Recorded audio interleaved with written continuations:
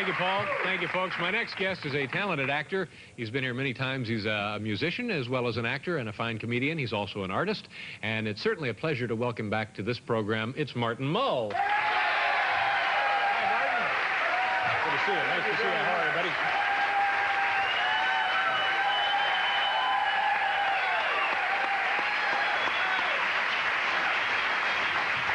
Nice to see you. You know, every time I see you, I want to say something to you, and I've never gotten around to it. But when you were on Fernwood tonight, and then the second year was America Tonight. America Tonight. It was a terrific show, and you were terrific. But you and Fred Willard were an unbelievable combination. Is there anything that you might do again together? Well, actually, first of all, I want to say what a thrill it is to be here, to be part of, I think, of the television community. Last night, Miss Rigid Tool, and tonight, Boy George.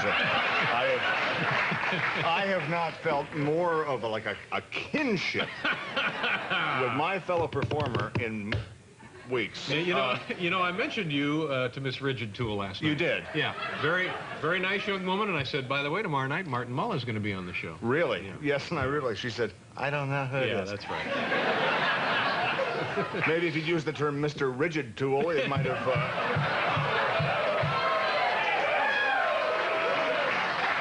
I don't have the calendar. I wish I did. She was a nice young girl. Very nice young girl. And, yeah. Fred and I, we were talking about Fred and I, we just did a picture together. Is that right? Now, see, I didn't know this, and people at home were thinking it's a setup. Because it's all blacked out. Look at this. The little lines are blacked out, all the answers, so he wouldn't know. No. But no, seriously, that part of it is not on here. I don't want people to think I've dummied something up here that I haven't. I'll let you know when we do enough dummying as it is, but this is not dummy. And hiring of dummies.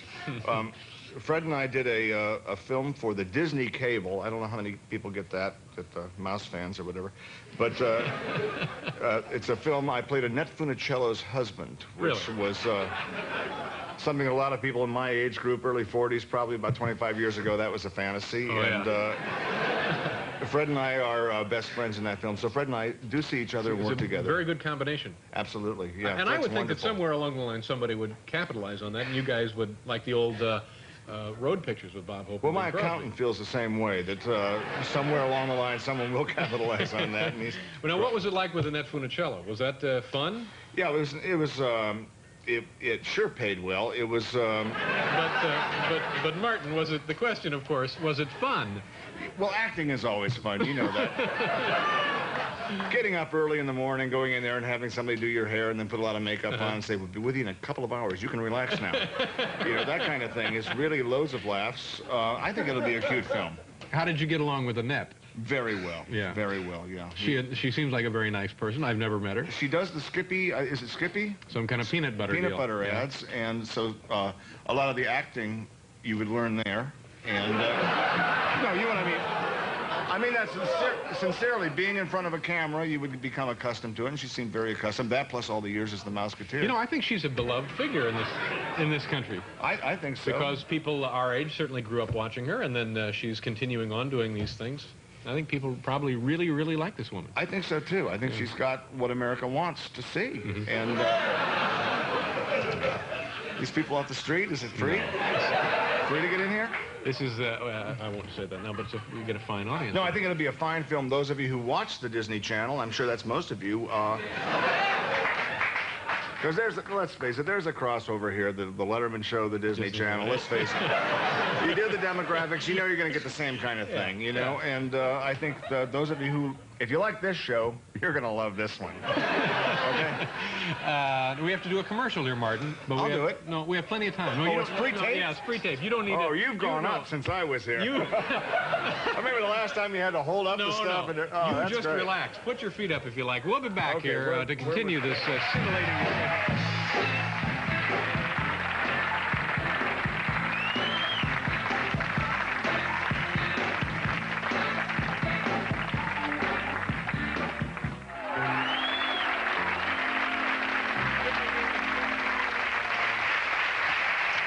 So, Martin, now, in addition to this film, you've got other, I understand you're developing things for television. Well, I've done a few other things. Yeah, we did a little show that may or may not be seen called All Over the Place, which is a kind of a takeoff on PM Magazine that I think time for that might be. All over the place, I get an image of a fan. Yeah. A large fan something hitting it. And there are other ideas that I watched the new shows this fall, a lot of the things that I just didn't think were really worth staying up for. And yet, if you want to go the other way, you're in trouble. I was thinking of a show called The Jim Brady Bunch, and I don't think that, of course, your audience likes that kind of thing. I was thinking of maybe a show called The Alzheimer's, which is a family. Wouldn't that be nice? Sorry. This Friday, or is it Thursday? I'm not sure. What were we talking about? Well, maybe. Oh, my Did we eat? gosh. Oh, my God. That's out of the question. So what it finally came down to was another fellow myself had developed a show called The History of White People in America. All right. Would you be watching? Yeah.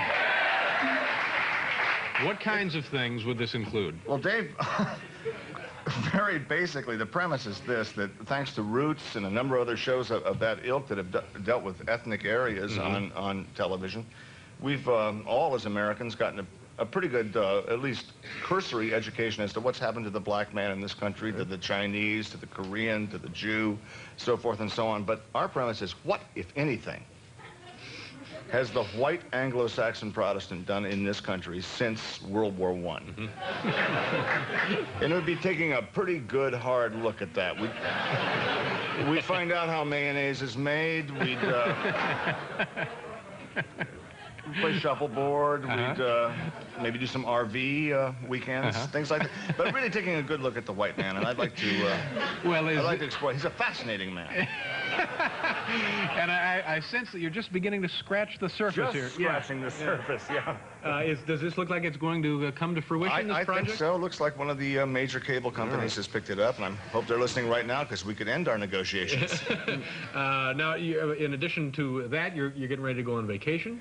Going to Europe. Yeah. Yeah, we're going on the... Where about in Europe? We're going to London, England, and then to... Now, that's not actually on the continent, though, is it? Does that count as Europe? Well, technically, yeah. Technically. Yeah. Then Venice, Italy. Okay, well, there you go. That's Europe. Now, you actually spent some time in Venice as a young man, huh? Yeah. A younger man. As a younger man. I'm 40 and change. But one change, just 41. And this is my one change. No, I studied art over in Rome for several months. Now, how did you like being... How old were you when you were in Rome? I was only 21. Oh, now that must have been the best 8 months of your life. No, it was hell. It was... Because I made the mistake... It's a lovely place to be, and it's wonderful to be there, but I made the mistake of going over there from sometime early in September of that year, supposedly to end up around June, and I played it safe. I took $500. You're going to go crazy at Christmas time, I guess. Why not? Yeah. Just have a little extra there in the pocket in case you need it. So I got real poor real quick, and I didn't care for it too much. In fact, I even wrote a song called I'm in Rome and Bored, which was a little pun on where I was staying.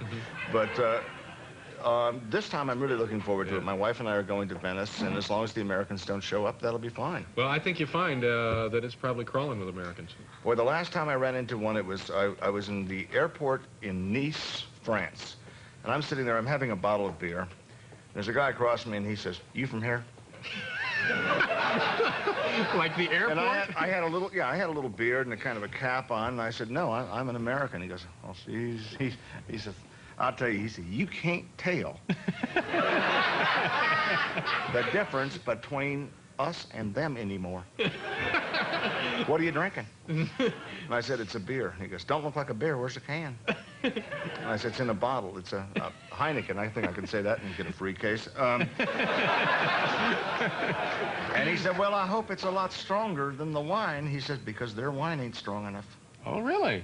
And I said, "You've really enjoyed it here in Europe." "Yeah, where have you been?" He says, "Oh, we was in your Athens, Greece. We was in your Rome, Italy. We were in your someplace in Turkey. We was in your Paris, France, and now we're here in your Nice or Nice or whatever it is." And I said to him, "That must have been wonderful, you know, sampling various cultures." And I might as well have when we had Boy George out here to use the word culture, but I might as well have said something awful to him. He said, "Don't you say that about me. Oh. I am straight as an arrow." At which point? Well, I'm sorry, is there more? His wife showed up right then, 420 pounds with a big paper bag saying, "Roy, I'm ready for the flight. I got candy and tons of it." Okay. We'll be right back, folks.